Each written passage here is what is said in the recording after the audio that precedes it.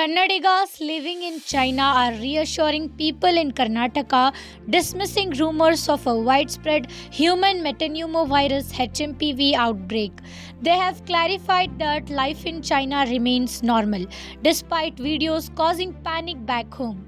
Raju Nayak, a Kannadiga living in Dalyan, shared a video addressing the misinformation.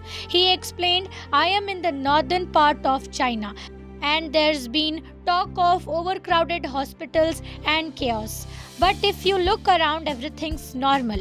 Streets are busy, malls are open, and people are not wearing masks." To further debunk the rumors, Nayak visited Dalyan's Olympic Square and a local hospital.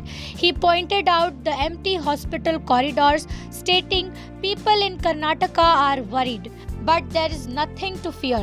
Yes, there are flu cases because of the cold weather, but the situation is not as bad as it's being portrayed online."